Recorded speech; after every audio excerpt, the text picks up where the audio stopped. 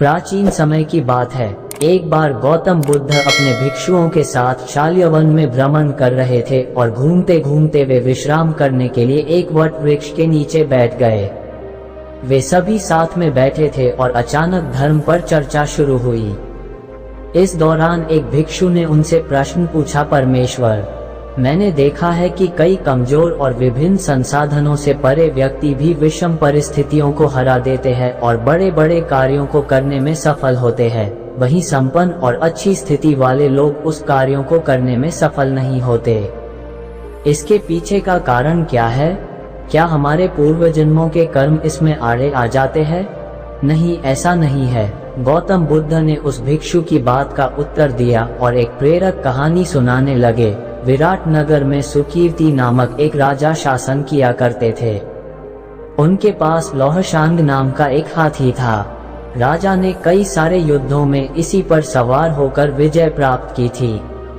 बालावस्था से ही लौहशांग का इस प्रकार प्रशिक्षण किया गया था जिससे वह आगे चलकर युद्ध कला में निपुण हो सके। पर्वत के आकर के समान लौहशांग जब सेना का प्रतिनिधित्व करता और हुंकार भरता तो डर के मारे शत्रु की सेना दबे पांव ही भाग जाती थी। जैसे व्यक्ति जन्म के बाद युवावस्था से होता हुआ जरावस्था को प्राप्त होता है, उसी प्रकार लौहशांग भी बूढ़ा होने लगा। उसका शरीर कमजोर पड़ने लगा और तेज भी समाप्त होने लग गया। वह अब हाथीशाला में केवल शोभा मात्र बनकर रह गया था। सेना के लिए भी उसकी अहमियत कम होने लग गई थी, जिसके चलते उसकी ओर पहले जैसा ध्यान भी नहीं दिया जाता था। लौहशांग को दिए जाने वाले भोजन की मात्रा भी कम कर दी गई थी। एक बुजुर्ग सेवक उसके लिए भोजन और पानी की व्यवस्था करता था, लेकिन वह भी अक्सर ऐसा करने में चूक जाता था। परिणामस्वरूप हाथी को भूखा प्यासा ही रहना पड़ता था। बहुत दिनों तक ऐसे ही प्यासा रहने के कारण एक दिन वह पानी की तलाश में हाथीशाला से निकलकर एक तालाब के पास जा पहुंचा। ये तालाब काफी पुराना था और लौहशांग को पहले भी यहाँ लाया गया था। तालाब के पास पहुंचकर उसने भरपेट पानी पिया और फिर उस जल में स्नान को चला गया। उस तालाब में कीचड़ होने के कारण वह हाथी उसमें फंस गया।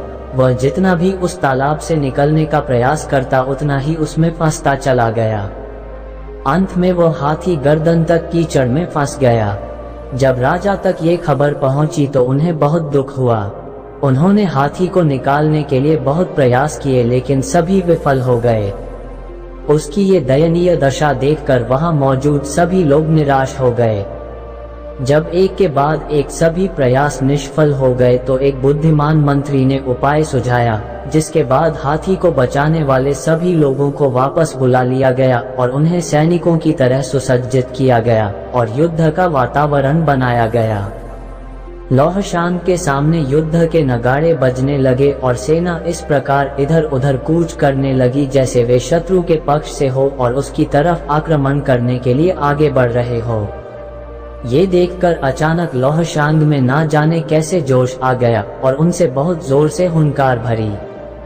वह अपनी ओर बढ़ रहे सैनिकों पर आक्रमण करने के लिए पूरे बल से गर्दन तक फंसे कीचड़ को खदेड़ता हुआ तालाब के किनारे जा पहुंचा।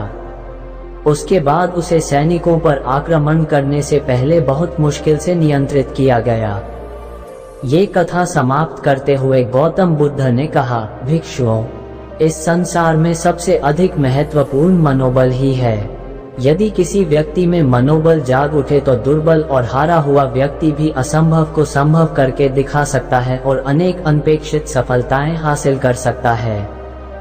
इस प्रेरक कहानी से हमें ये सीख मिलती है कि मन के हारे हार है और मन के जीते जीत, अर्थात यदि व्यक्ति मन में ठान ले कि उसे जीतना ही है तो कितनी भी विषम परिस्थिति हो वो उसे विजय प्राप्त करने से नहीं रोक सकती है। इसलिए हमेशा खुद पर विश्वास रखिए, आपको सफलता अवश्य मिलेगी।